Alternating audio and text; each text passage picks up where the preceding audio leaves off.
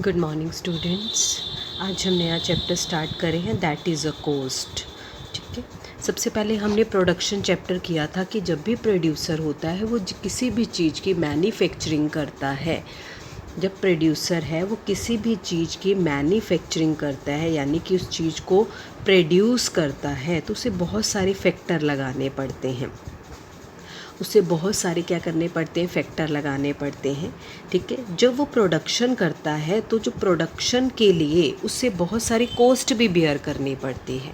ठीक है, किसी भी चीज़ को हम ऐसे नहीं बना सकते हैं। किसी भी चीज़ को बनाने के लिए हमें क्या करना पड़ता है, उस पर एक्सपेंडिचर करना पड़ता है, उस पर खर्चा करना पड़ता है। जो खर्चा हम उस पर कर रहे हैं किसी भी चीज़ को प्रोड्यूस करने के लिए, that is a cost. That is a simple language जो हम जनरल लैंग्वेज में बात करते हैं कि किसी चीज़ की प्रोडक्शन करने के लिए जब हम उस पर क्या करते हैं, एक्सपेंडिचर करते हैं, दैट इज़ अ कॉस्ट। अब देखो कॉस्ट क्या है, it refers to the expenditure, एक ऐसा expenditure incurred on the factor input as well as non factor input, जो फैक्टर इनपुट और नॉन फैक्टर इनपुट पे किया जाता है। ठीक है, फैक्टर इनपुट पे किया जाता है और नॉन फैक्टर इनपुट पे किया जाता है किसी भी गुड की प्रोडक्शन करने के लिए। एक ऐसा खर्चा जो हम फैक्टर पे और नॉन फैक्टर इनपुट पे, इनपुट यानी कि जो हम लगा रहे हैं, factor input as well as non factor input utilise in a production for a given output for a commodity. अब फैक्टर इनपुट क्या होते हैं? Factor input means land, labour, capital and the entrepreneur, that is a factor. That is a factor, factor input. जो हम land लगा रहे हैं, land के बदले में मुझे रेंट देना पड़ रहा है, लेबर लगा रही हूँ तो लेबर को वेजेस देनी पड़ रही है, कैपिटल को इंटरेस्ट देना पड़ रहा है और एंटरप्रेन्योर को प्रॉफिट देना पड़ रहा है। उसके बाद है नॉन फैक्टर, केवल मैं लैंड, लेबर, कैपिटल या एंटरप्रेन्योर लगाकर ही तो किसी चीज़ की प्रोडक्शन नहीं कर सकती। मान लीजिए मुझे ये पेन बनाना है, तो पेन बनाने के लिए मैंने लैंड ले ली, मैंने लेबर लगा ली, कैपिटल लगा लिया, एंटरप्रेन्योर हो गया, तो क्या मैं इसी से वो पेन बना सकती हूँ? नहीं बना सकती हूँ, जब तक कि मैं नॉन फैक्टर इनपुट नहीं लगाऊंगी। नॉन फैक्टर इनपुट क्या है?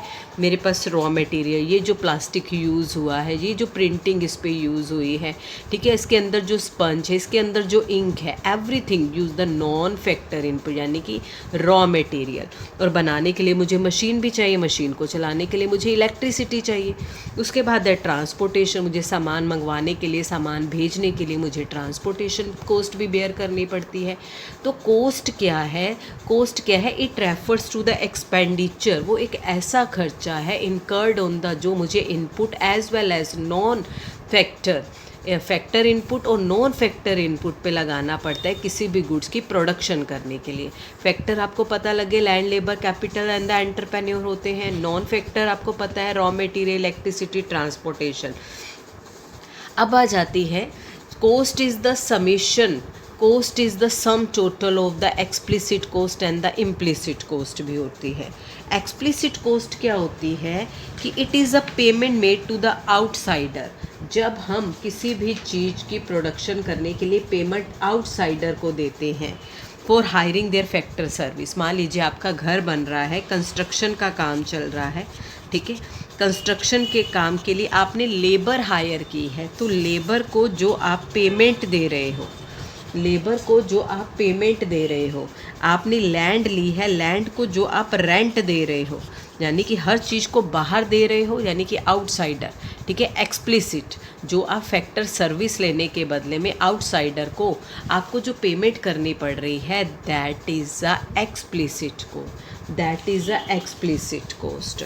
अब आ जाता है implicit cost. Implicit cost is the self supplied by the owner. Owner क्या करता है? सेल्फ सप्लाइड करता है। मान लीजिए कि लैंड है आपके पास, ठीक है, आपने लैंड रेंट पे ना देकर, ठीक है, आप कोई काम करना चाह रहे हो, आपने रेंट पे ज़मीन ना लेकर आपने क्या किया हुआ है, अपने ही घर के अंदर आपने कोई शॉप ओपन की हुई है, यानी कि आपको रेंट नहीं देना पड़ रहा, आप सेल्फ सप्लायर्ड हो उस चीज़ के, आप सेल्फ सप्लायर्ड हो। आपके घर में कंस्ट्रक्शन का काम चल रहा है, कंस्ट्रक्शन के काम में आपने उसके बाद जब मज़दूर चले गए तो थोड़ा काम मज़दूरों से ना करवा कर, उनको पैसे ना देकर, आपने खुद सेल्फ सर्विस की है, यानी कि सेल्फ आपने खुद काम किया है, एज अ लेबर काम किया है, जिसके बदले में आपको पेमेंट बाहर नहीं देनी पड़ी, ठीक है, दैट इज़ अ इम्प्लिसिट को, आप खुद बेयर कर रहे हो उस चीज़ को, आप खुद बेयर कर रहे हो उस चीज़ को। तो ये जो कॉस्ट होती है, द कॉस्ट ऑफ, ठीक है, एक्सप्लिसिट प्लस इम्प्लिसिट कॉस्ट जो होती है, it is also the cost, ठीक है, इसे भी कॉस्ट बोला जाता है। अब हम डिफरेंट टाइप की कॉस्ट पढ़ रहे हैं कि कॉस्ट क्या होती है। हमने पढ़ा एक्सप्लिसिट, जो हम बाहर जो है आउटसाइडर देते हैं, outside for hiring their factor service. Implicit cost of the self supplied by the owner होती है। Opportunity cost is the cost of, आप बार बार पढ़ चुके हो, आपको फर्स्ट चैप्टर में भी पढ़ा था आपने, it is a cost of next best alternative फोरगोन।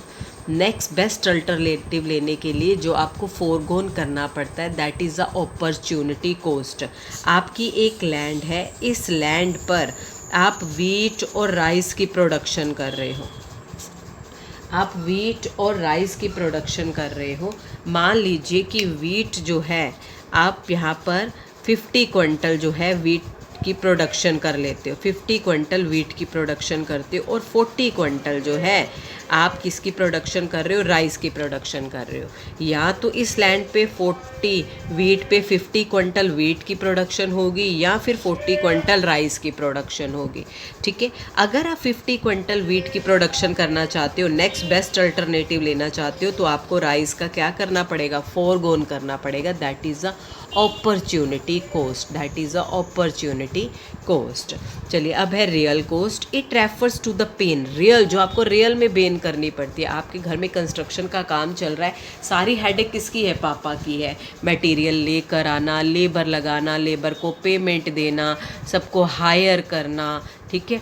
तो जो घर की कंस्ट्रक्शन में जो उनको पेन सफ़र करनी पड़ी, जो उनको सेक्रीफाइस, जो उनको डिसकम्फर्ट हुआ, जो उनको मेंटली सेक्रीफाइस, फिज़िकली सेक्रीफाइस करना पड़ा, ठीक है, किसी चीज़ की प्रोडक्शन करने के लिए, यानी कि घर बनाने के लिए, घर बनाने के लिए, that is a real cost, that is a real cost, ठीक है। इसको हम मनी से मेज़र नहीं कर सकते, हम इसको मनी से मेज़र नहीं कर सकते। रियल कॉस्ट क्या होती है कि किसी चीज़ की प्रोडक्शन करने के लिए जब हमें pain, sacrifice, discomfort, physically and mentally effort लगाने पड़ते हैं, that is a real cost, that is a real cost होती है। social cost, social cost are the cost which the society has to be bear in the account of production process। मान लीजिए कि sugar mill है, आपके घर के पास sugar mill है, जब शुगर मिल में शुगर बन रही है, गन्ने से शुगर बन रही है, जब वो बनती है तो उसमें बहुत ज़्यादा स्मेल आती है, ठीक है, स्मेल आती है जो आप बेहर नहीं कर सकते, जो आपकी हेल्थ के लिए क्या है, अच्छी नहीं है। पेपर मिल है, स्मेल आ रही है, यानी कि धुआं आ रहा है, स्मेल आ रही है, जो आपकी हेल्थ को क्या कर रही है, जो इफ़ेक्ट कर रही है। तो जो आपको एनवायरमेंटल को पल्यूटेड कर दिया उसने, जो एनवायरनमेंट को पल्यूटेड किया, तो जो आपको कॉस्ट बेयर करनी पड़ी, ठीक है, किसी भी चीज़ की प्रोडक्शन करने के लिए जो सोसाइटी को कॉस्ट बेयर करनी पड़ती है, that is a social cost. Money cost आप जानते ही हो, it refers to the total money expenditure incurred by a firm for producing a commodity. किसी भी कॉमोडिटी को बनाने के लिए जितना खर्चा आता है, इस पेन को बनाने के लिए मेरा खर्चा 5 रुपये आया, 10 रुपये आया, तो जो टोटल खर्चा आया, that is a money cost. किसी भी चीज़ की प्रोडक्शन करने के लिए जो टोटल खर्चा आता है, that is a money cost. It is also known as the accounting cost, इसको अकाउंटिंग कॉस्ट भी बोलते हैं। Now the next one is a private cost. It refers to the cost of production incurred by an individual firm in producing a firm. Private, आप कोई चीज़ बना रहे हो, आपकी फर्म है, वो चीज़ जब आप बना रहे हो, प्रोड्यूसिंग अ कॉमोडिटी, कोई कॉमोडिटी को प्रोड्यूस कर रहे हो, इंडिविजुअल आपकी ही फर्म है, तो जो आपको उस कॉमोडिटी को बनाने के लिए जो कॉस्ट आपको बेयर करनी पड़ी, जो उस पर जो खर्चा आया, that is a private cost. आप अकेले को बेयर करनी पड़ रही है, that is a private cost. आप कोई प्रोडक्ट बना रहे हो, बिजली का बिल आपको ही देना है, that is a private cost. Selling cost, जब आपका प्रोडक्ट बनकर तैयार हो गया तो प्रोडक्ट को मार्केट में बेचने के लिए भी क्या करना पड़ता है, कोस्ट यानी कि एडवर्टाइजमेंट कोस्ट, ठीक है, एडवर्टाइजमेंट कोस्ट, आपको एडवर्टाइजमेंट पे जो खर्च करना पड़ता है that is a part of the cost, ठीक है। Producing incurred by a producer on the input for producing a given level of output, हर लेवल पे उसे जो खर्च करना पड़ता है। Now the next one is ये तो थे हमारे कोस्ट के part, that is a explicit cost, explicit cost, implicit cost, opportunity cost, real cost जो हमें सचमुच बेयर करनी पड़ती है, मेंटली फिजिकली होती है, ठीक है। सोशल कोस्ट जो पूरी सोसाइटी को बेयर करनी पड़ती है, मनी कोस्ट जो एक्चुअल में मनी एक्सपेंडिचर करना पड़ता है, प्राइवेट कोस्ट जो एक इंडिविजुअल को खर्चा करना पड़ता है, सेलिंग कोस्ट जो हमें प्रोडक्ट को बेचने के लिए हर लेवल पे खर्च करना पड़ता है। Now that is a short run cost. हम दो तरह की कोस्ट पढ़ रहे हैं इसमें, फिलहाल इस चैप्टर में शॉर्ट रन है। In the short run some factor, कुछ फैक्टर्स क्या होते हैं फिक्स्ड, आपने प्रोडक्शन वाले फैक्ट उसमें भी पढ़ा था कि कुछ फैक्टर क्या होते हैं फिक्स्ड होते हैं, कुछ क्या होते हैं वेरिएबल होते हैं, कुछ फिक्स्ड होते हैं, कुछ वेरिएबल फैक्टर्स होते हैं, ठीक है। फिक्स फैक्टर हमने लिया था लैंड है, कैपिटल हमने उस चैप्टर में ये माना था फिक्स फैक्टर में होते हैं जिसको हम चेंज नहीं कर सकते हैं फैक्टर्स को इन द शॉर्ट रन में। वेरिएबल फैक्टर जिनको हम टाइम टू टाइम चेंज कर सकते हैं, हमारे पास बहुत लंबा टाइम चेंज कर सकते हैं इसको, यानी कि लेबर। तो short run cost are divided into the two parts, एक तो फिक्स्ड कोस्ट, एक variable cost. Fixed cost FC, ठीक है, इसे टोटल फिक्स्ड कोस्ट भी बोलते हैं, टोटल फिक्स्ड कोस्ट भी बोला जाता है। वेरिएबल कोस्ट इसे टोटल वेरिएबल कोस्ट भी बोलते हैं, it is also known the total variable cost. अब वन बाय वन कर रहे हैं। टोटल फिक्स्ड कोस्ट क्या होती है? Fixed cost refer to those cost, ऐसी cost which do not vary directly with the level of output. कोई भी लेवल ऑफ आउटपुट, आप एक पेन बना रहे हो, 2 बना रहे हो, 10 बना रहे हो, 20 बना रहे हो, ठीक है, लेकिन आपको उतनी कॉस्ट बेयर करनी ही पड़ेगी, आपको उतनी कॉस्ट बेयर करनी ही पड़ेगी। मान लीजिए कि आपकी एक शॉप है, ठीक है, शॉप में आपकी ज़ीरो प्रोडक्शन हो रही है, ठीक है, आपकी ज़ीरो प्रोडक्शन हो रही है, लेकिन तब भी आपको इलेक्ट्रिसिटी बिल की कॉस्ट तो बेयर करनी ही पड़ेगी। आपने शॉप ओपन की है, आप एक शर्ट बेच रहे हो तब भी वो इलेक्ट्रिसिटी बिल इतना ही आएगा, 2 बेच रहे हो तब भी आएगा, 3 बेच रहे हो तब भी आएगा, यानी कि आपको शॉप का रेंट भी तो देना है।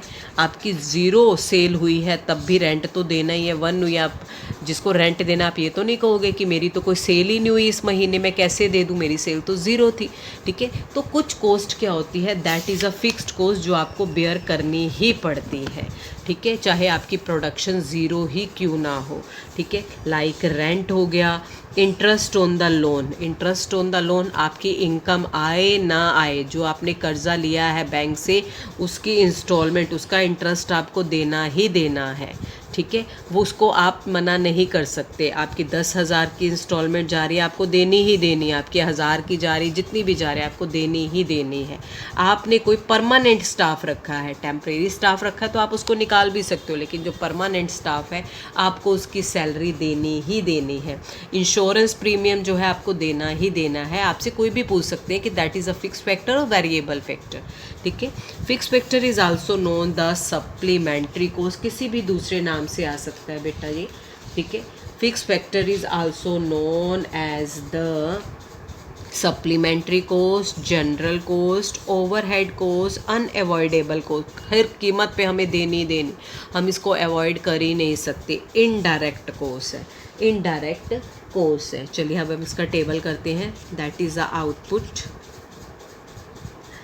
दैट इज़ अ TFC 0 1 2 3 4 5 6, यानी कि total fixed cost, total fixed cost हमारी 10 है, जो हमें, अगर मेरी प्रोडक्शन ज़ीरो है, मेरी प्रोडक्शन ज़ीरो है तब भी मुझे कॉस्ट बेयर करनी ही पड़ेगी, चाहे कुछ हो जाए। मुझे वो इलेक्ट्रिसिटी बिल, मुझे जो मैंने लोन लिया है उसकी इंस्टॉलमेंट, परमानेंट स्टाफ की जो मुझे इंश्योरेंस प्रीमियम देना है वो देना ही देना है हर कीमत पर और हर लेवल पे। मान लीजिए आप रेंट, ज़ीरो प्रोडक्शन है, आप 10 रेंट दे रहे हैं तो आप हर महीने 10 नहीं देंगे, ठीक है। हर महीने जो आप 10 नहीं देंगे वो रेंट बढ़ नहीं जाएगा आपकी प्रोडक्शन होने पर, नहीं बढ़ता ना, आपको उतना ही देना पड़ता है। तो टोटल फिक्स्ड कॉस्ट क्या होती है, हर प्रोडक्शन 0 हो, 1 हो, 2 हो, चाहे जितनी मर्जी इंक्रीज़ हो, ठीक है, वो आपका रेंट क्या है, वो फिक्स्ड ही रहता है। वो क्या रहता है, फिक्स्ड ही रहता है।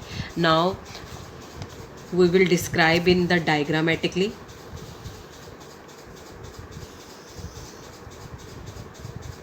Output, fixed cost, fixed cost, ठीक है। हमने ले लिया 2, 4, 6, 8, 10, 1, 2, 3, 4, 5, 6।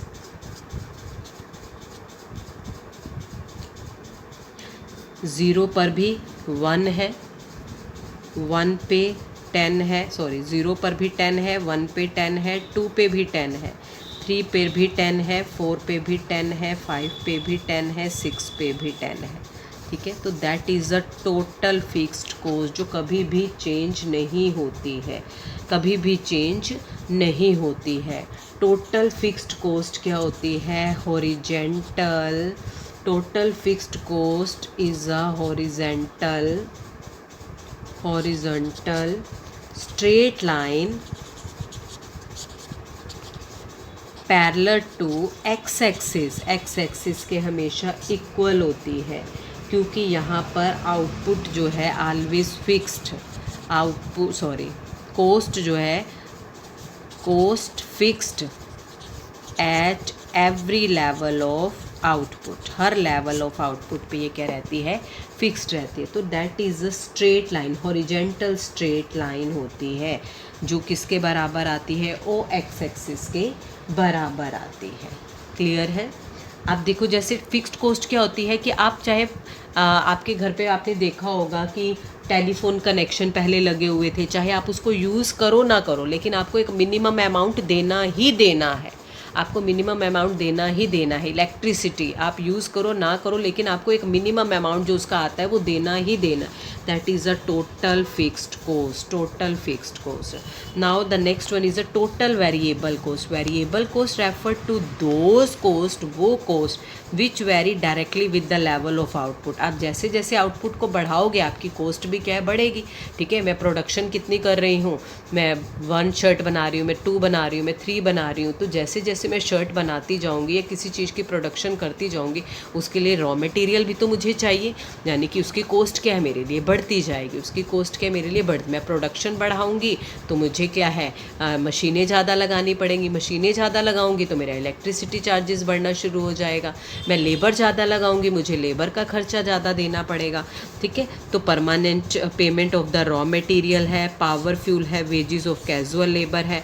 Variable cost is also known prime cost, direct cost and avoidable. आप इसको अवॉइड कर सकते हो अगर आपको पता लग रहा है कि मेरा खर्चा बहुत ज़्यादा हो रहा है, मैं इसको बेयर नहीं कर सकती हूँ, तो आप क्या कर सकते हो कि आप अपने खर्चे को यानी कि प्रोडक्शन को कम करोगे, रॉ मटेरियल कम यूज़ करोगे, इलेक्ट्रिसिटी को बचाना यूज़ कर दोगे, जो टेम्परेरी वर्कर हैं आप उसको निकालना शुरू कर दोगे, ठीक है। तो आप इस कॉस्ट को क्या कर सकते हो, अवॉइड भी कर सकते हो। It is also called the unavoid cost, avoidable cost. अब देखिए यहाँ पर है आउटपुट, यहाँ पर है टोटल वेरिएबल कॉस्ट। देखो ज़ीरो लेवल पे टोटल वेरिएबल कॉस्ट ज़ीरो होती है। जब आप कुछ बना ही नहीं रहे हो तो आपको रॉ मटेरियल की ज़रूरत है, नहीं ज़रूरत। जब आप किसी चीज़ की प्रोडक्शन ही नहीं कर रहे तो आपको लेबर की भी ज़रूरत नहीं है, टेम्परेरी लेबर की, ठीक है। तो आउटपुट ज़ीरो होने पर टीवीसी हमेशा ज़ीरो होती है, याद रखना बेटा, ठीक है। लेकिन टोटल फिक्स्ड कॉस्ट हमेशा वही रहेगी जो हम हर लेवल पर दी होगी, वो सेम रहती है, ज़ीरो पर भी वही रहेगी, ठीक है। ज़ीरो लेवल पर टीवीसी भी क्या होती है, ज़ीरो होती है।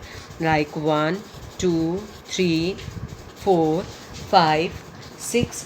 अब 1 लेवल पर वो कितनी है हमारे पास, 10 है।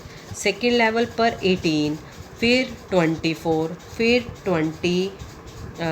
24 के बाद 28, 32, 38 and the 7 level is the 46, ठीक है।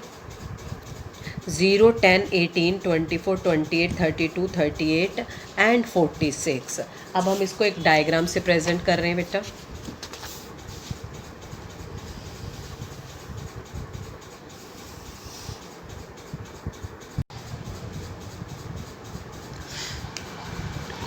ओ X axis and that is a O Y axis.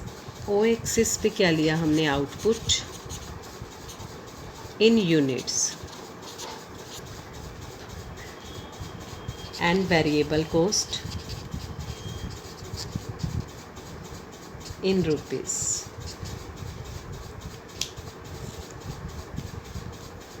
One, two, three, four, five, six हमने लिया है 0, 10, 18, 24, 32, 46। ठीक है,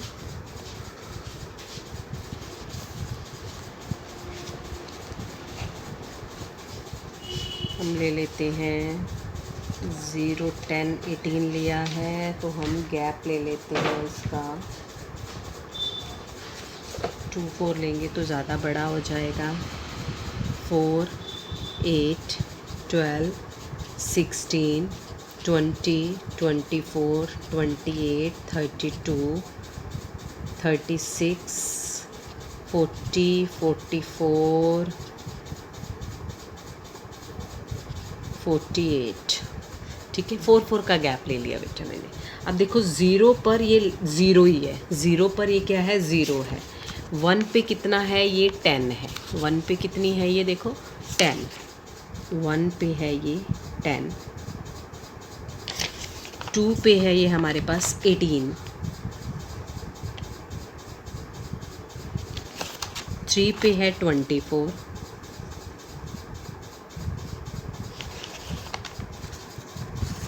4 पे है 28।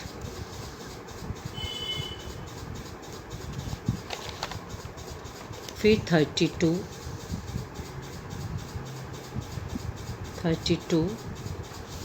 Next is 36। 38 सॉरी।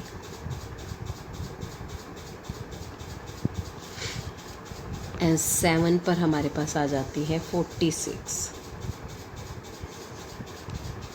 हमने इसको जॉइंट किया,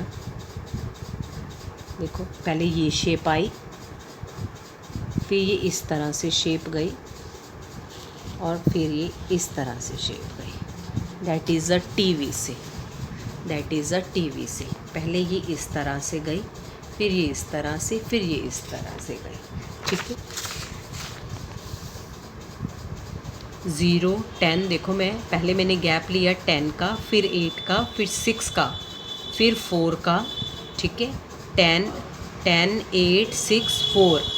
अगेन मैंने लिया 4। ठीक है, फिर 4, फिर मैंने बढ़ाना शुरू कर दिया 4, फिर मैंने कितने का लिया 6, फिर मैंने लिया 8। ठीक है, पहले 0 है, पहले मैंने गैप लिया 10, 8, पहले गैप लिया 10, फिर 8, 6, 4, 4। ठीक है, फिर रिवर्स कर दिया मैंने 6, 8। ठीक है, 4, 6, 8, फिर 10 का लूँगी। ठीक है, तो मैंने इसको रिवर्स कर दिया ये ऐसे। अब जो TVC की शेप होती है, TVC इज़ इन्वर्सली, क्या बोलते हैं इसको, इन्वर्सली S शेप्ड। ये S शेप्ड होती है। ठीक है, ये मेरा S होता है इस तरीके से। ठीक है, ये होता है S, ये इस तरीके से। तो ये S का क्या है, इन्वर्स जा रहा है। ये देखो इस तरह से S का इन्वर्स है ये। ठीक है, इस तरह से ये ऐसे मुड़ जाएगी, S का इन्वर्स बन जाता है। इन्वर्स S शेप होती है बिकॉज, रीज़न को ध्यान से देखना क्यों होती है ये, बिकॉज TVC इनिशनली इंक्रीज। पहले क्या होते हैं, इनिशनली यानी कि पहले इंक्रीज हो रही है। इनिशनली इंक्रीज एट डिक्रीजिंग रेट। पहले डिक्रीजिंग रेट से इंक्रीज होती है। देखो पहले 10 हुई, फिर 8, फिर 6, फिर 4, है ना। 10, 8, 6, 4 पहले इंक्रीज तो हो रही है लेकिन डिक्रीजिंग रेट से हो रही है। फिर उसके बाद लेटर इट फिर इंक्रीज हो रही है एट इंक्रीजिंग रेट। पहले इंक्रीज़ हुई डिक्रीजिंग रेट से, फिर इंक्रीज़ हुई इंक्रीजिंग रेट से, फिर 4, 6, 8, 10, ठीक है, फिर क्या हुई इंक्रीजिंग रेट से इंक्रीज। तो that is a reason of the inverse S shape. तो that is a reason of the inverse S shape, ठीक है। और ज़ीरो लेवल ऑफ आउटपुट पे ये हमेशा ज़ीरो ही रहती है, ये हमेशा ज़ीरो रहती है, ठीक है। अब आपको डिफरेंस करना है, difference between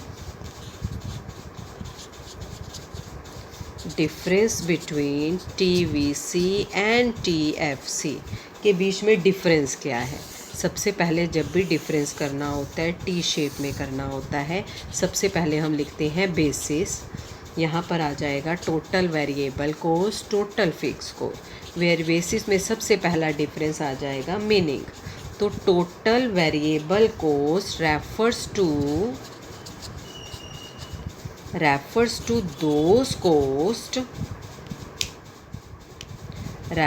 to those cost which vary directly with the level of output। वो जैसे जैसे लेवल ऑफ आउटपुट बढ़ता है, चेंज होता है, वो भी चेंज होती है। लेकिन फिक्स्ड कॉस्ट क्या है, which do not vary directly, वो हमेशा फिक्स्ड ही रहती है, vary directly with the level of output. Second point, time period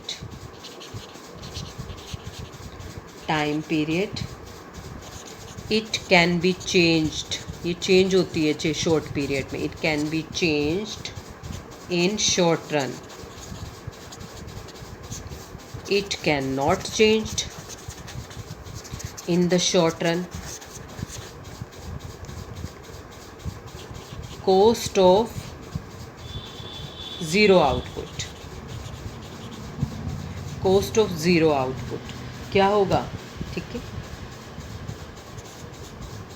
it is zero, ये ज़ीरो होती है at zero level of output. Zero level of production पे कॉस्ट भी क्या होती है, ज़ीरो होती है, ठीक है। लेकिन it can never be zero, ये कभी भी ज़ीरो नहीं होती है, हमें बेयर करनी ही पड़ती है। फैक्टर ऑफ प्रोडक्शन, इसमें वेरिएबल फैक्टर लगते हैं। Variable factors like labour, raw material, और इसमें फिक्स्ड फैक्टर होते हैं। Fixed factors land, building etcetera. Shape inverse S shaped, horizontal OX axis होता है। एग्जाम्पल दे सकते हो आप इसके, wages of casual labour, raw material, wages of permanent labour, insurance premium, rent of a building, ठीक है। तो that is the difference between the total variable cost and the total fixed cost. अब आता है हमारे पास total cost. Total cost is the expenditure. Total cost is the expenditure incurred by a firm on the factors of production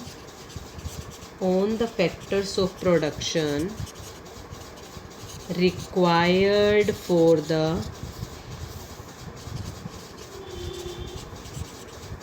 production of a commodity। Expenditure क्या है? Firm, ऐसा expenditure incurred by the firm on the factor of production required of the production of the commodity, यानी कि जो TC है is the sum total of TFC और TVC, यानी कि इसमें टोटल फिक्स्ड कॉस्ट और total variable cost, it is the summation of both, ठीक है, it is a summation of both. जो TFC है, TFC रिमेन्स सेम रहती है, remains same at all level of output,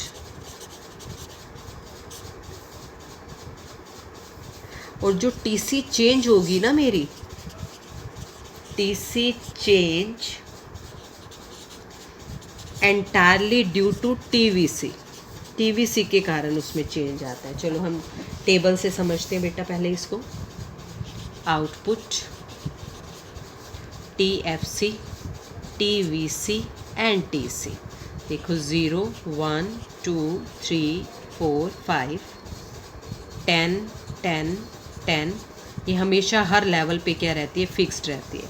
TVC मैंने ली थी पहले 0, फिर 10 का गैप, फिर 8 का गैप, फिर मैंने लिया 6 का गैप, फिर मैंने लिया 4 का गैप, फिर 4, फिर 6, फिर 4, फिर 6, फिर 8 का गैप। आप उसके बाद 10 का गैप भी ले सकते हो। अब देखो जो TC है वो TFC प्लस TVC है, ठीक है। तो यहाँ पर क्या आता है आगे? 10, 20, 28, 34, 38, 42, 48 and 56, and this one is the 56। चलिए हम इसको टेबल से डायग्राम बनाते हैं अब इसका।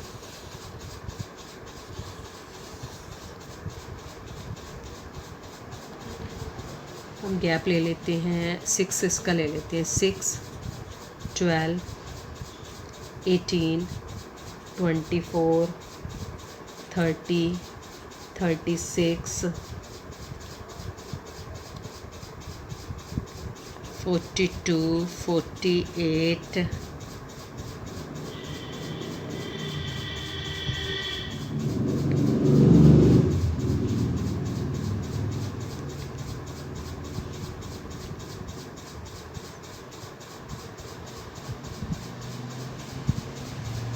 ठीक है। ये है मेरे पास TC, TFC and TVC। 1 2 3 4 5 6 7 x axis. Output in units, ठीक है। पहले मैंने लिया 10, यानी कि 10, 0 पे भी 10, 1 पे भी 10, 2 पे भी 10, 3 पे भी 10, 4 पे भी 10 है, 5 पे भी 10 है, 6 पे भी 10 है, 7 पे भी 10 है।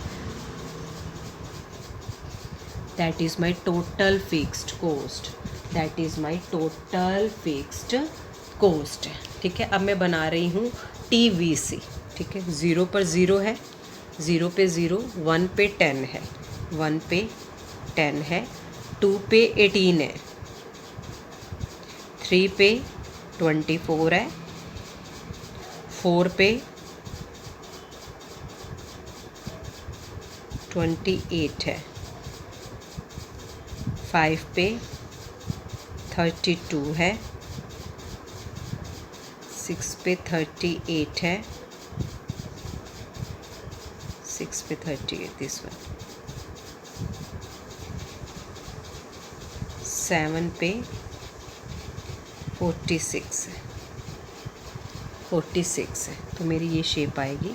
पहले इंक्रीज़ हो रही है, लेकिन इंक्रीज़ कैसे हो रही है?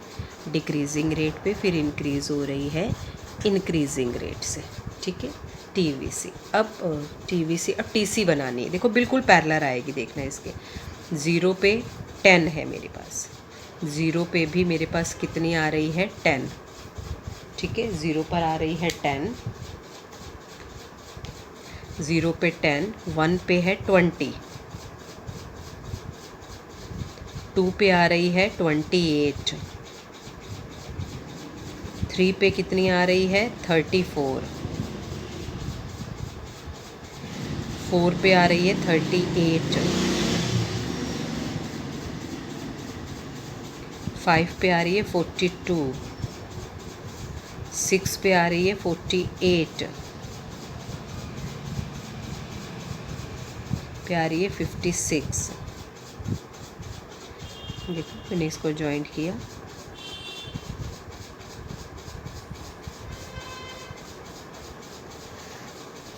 That is a TC। ठीक है, बिल्कुल इसके पैरेलल जाएगी, बिल्कुल क्या है इसकी पैरेलल जाएगी। ठीक है, तो TVC एंड TC जो है वो इन्वर्स S शेप होती है। ठीक है, आप ये भी लिख सकते हो due to law of variable proportion, due to law of variable proportion भी लिख सकते हो। वेरिएबल प्रपोर्शन लिखने के बाद लिखोगे firstly initially it increase at a decreasing rate, then it increase at a increasing rate, increase at a increasing rate. ठीक है, नाउ अब आ जाता है what is the relationship between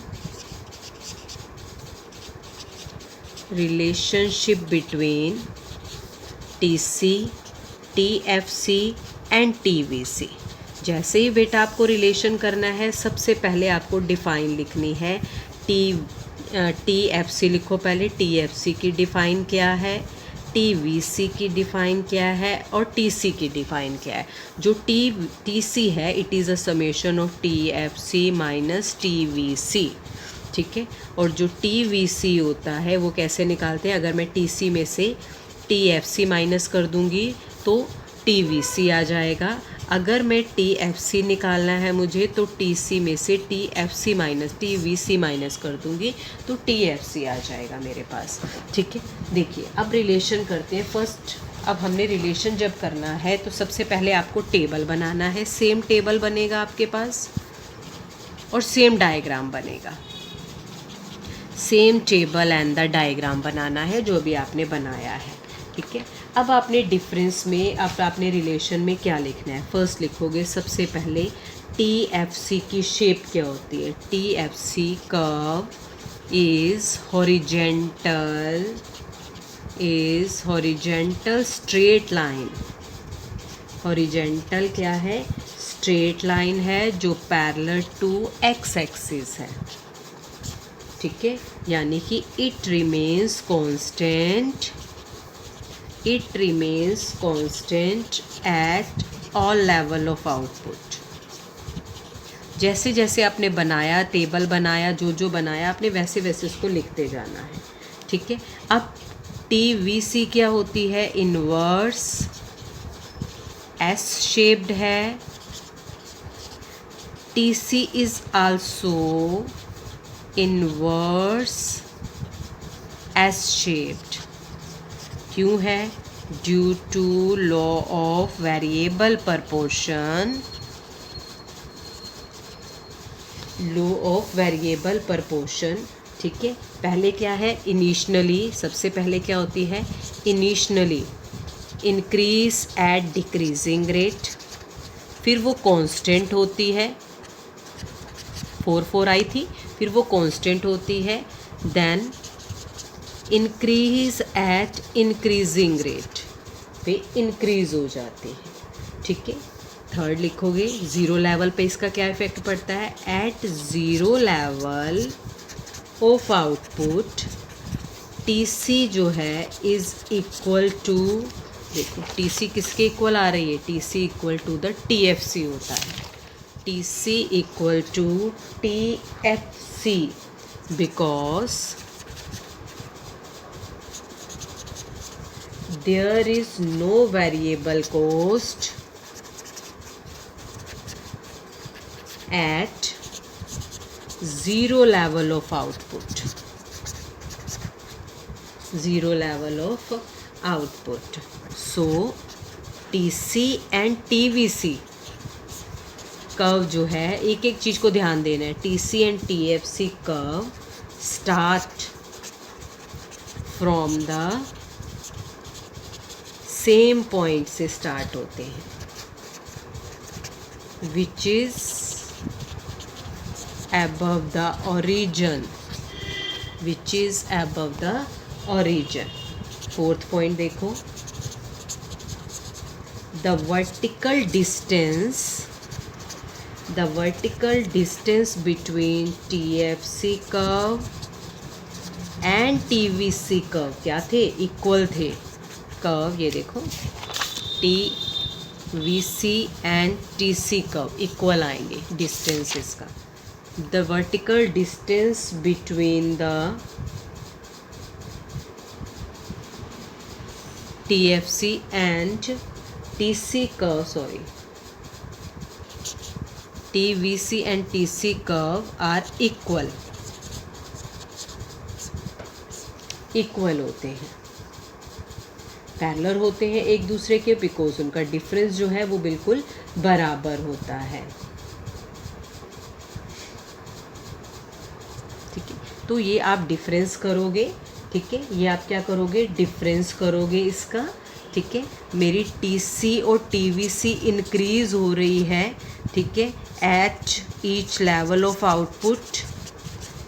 of output पे, लेकिन TFC हमेशा क्या रहेगी, कांस्टेंट रहेगी। That is a relation between the TC, TFC and the TVC। ठीक है, TFC, TVC and the TFC, TVC and TC, it is a relation between them. ठीक है, अब हम इसका थोड़ा सा न्यूमेरिकल करके देखते हैं। मैंने आपको बताया कि TC जो है TFC प्लस TVC होता है। TFC कैसे निकालते हैं, जब मैं TC में से TVC को माइनस कर दूंगी। ठीक है, और TVC कैसे निकालते हैं, जब TC में से TFC को माइनस कर दिया जाता है। ठीक है, TFC में से TVC को माइनस कर दिया जाता है। देखो आउटपुट TC दिया हुआ है और मुझे कैलकुलेट करना है TFC और TVC निकालना है। देखो 0 1 2 3 4 80 102 122 140 156। अब TFC ज़ीरो लेवल पर जितना TVC, हमने क्या कहा था कि ज़ीरो लेवल पे TC हमेशा TFC के इक्वल होता है। ठीक है, तो यहाँ पर क्या है 80, तो TFC हर लेवल पर क्या रहेगा 80 80 80। और TVC कैसे निकालूंगी, TC माइनस TFC करेंगे तो ये आ जाएगा 0 120 माइनस किया इसको। ठीक है, तो कितना आ गया 22, that is a 42 60 and that is अ 72। ठीक है, दैट इज़ अ 72। अगला क्वेश्चन देखो, आउटपुट एंड TC। आउटपुट है 1 2 3 4 65 95 120 एंड 160। ठीक है, जो टोटल कोस्ट है, the total cost curve intercept ₹50 on the Y axis पे 50 पे टच कर रही है, यानी कि ये जो मेरी TC है वो वाई एक्सिस ये है 50 पे टच कर रही है। 50 यानी कि TFC भी 50 होगा फिर। ठीक है, तो आपको अंदाज़ा जो ये दिया होगा उसके, यानी कि ये भी 50 50 50 50। TVC निकाल लो, TC माइनस TFC होता है। ठीक है, कितना आया मेरे पास ये, यानी कि 0 पर भी 50 होगा और 0 पर ये भी 50 होगा। ठीक है, 0 15 40 नहीं 45, next one is 70, next one is 110। Clear है, तो ये थे इसके न्यूमेरिकल। ठीक है, आई होप कि आप सबको क्लियर हो गया होगा। थैंक यू सो मच बेटा।